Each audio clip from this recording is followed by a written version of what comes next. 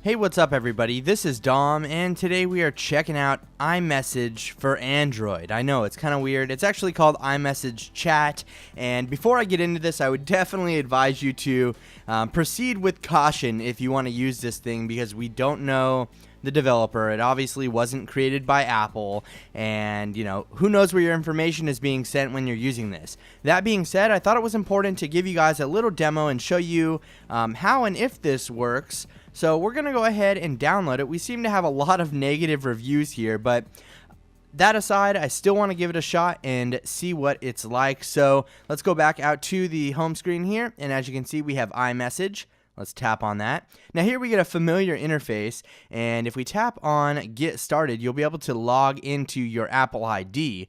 Now I know it seems very sketchy to log in with your Apple ID into some random iMessage application for Android, and if you feel like that, you are 100% correct. I would not try this. I actually created a test account to be able to do that here, so keep that in mind. We're verifying right here. I don't know what it's verifying. Maybe it's transferring all my information to the NSA. I'm not sure, but as you can see here, it looks like it's finished and we are all logged in. The next thing you'll see here is a brief tutorial just kind of showing you how it works, and we're going to tap on the button at the bottom here, and here is the settings menu for iMessage Chat. Let's go ahead and get past this, go to the Messages tab and create a new message. I'm actually going to send an iMessage to the iPhone right here and see if this works. So I'm going to type in the iMessage address I linked up with this iPhone here, and we'll type in a quick message, and when we hit send, let's see if the message pops up over there. Let's go ahead and send that. And it's sending. Is it going to work? I don't know. Crud. There it is. It actually pulled up on the iPhone. That is pretty cool, actually. I don't know how this is working or what kind of shady information is being sent to some random server somewhere, but it actually works. So, that's something to think about.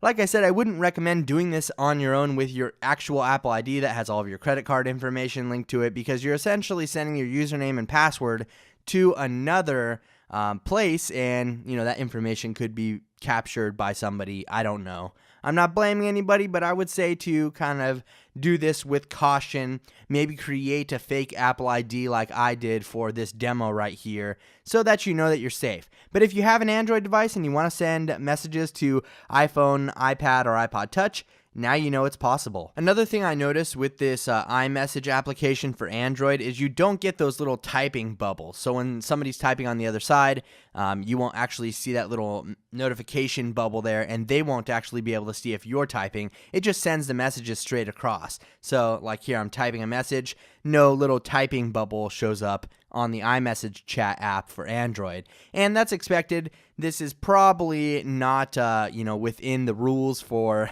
Apple's APIs and stuff like that. I don't know how they're doing this exactly, but I'm sure it's very shady, and I would not trust it if I were you. But we're gonna go ahead and try to test out sending a picture. So let's see if that goes through. So as you can see here on the LG G2, we have these little dots right here, which eventually turn into the message in a second here. I didn't think it was actually going to go through at first, and then it ended up popping up right there. So we have successfully sent a picture through iMessage to an Android device, and we can view it, we can save it to our device, everything like that. Let's go ahead and try out the opposite here. We will send a photo from the LG G2 to the iPhone through this iMessage application. Let's take a photo here real quick, and we will use it. Then go ahead and send off this message. So let's see if the message actually makes it to the iPhone. If it does, this could be actually really cool for communication. Of course, it's still very shady, as we don't know where this information is being sent. But as you can see, the picture shows up right there, and we can view it. Like I said, I wouldn't trust this application because we don't know this developer. We don't know where our information is being sent. I created a fake Apple ID in order to test this out, and I advise you to do the same if you want to try this. So be sure to let me know what you think about iMessage for Android down in the comment section below, and be sure to hit that thumbs up button if you enjoyed this video. Thanks again for watching, everybody. This is Dom, and have a great day.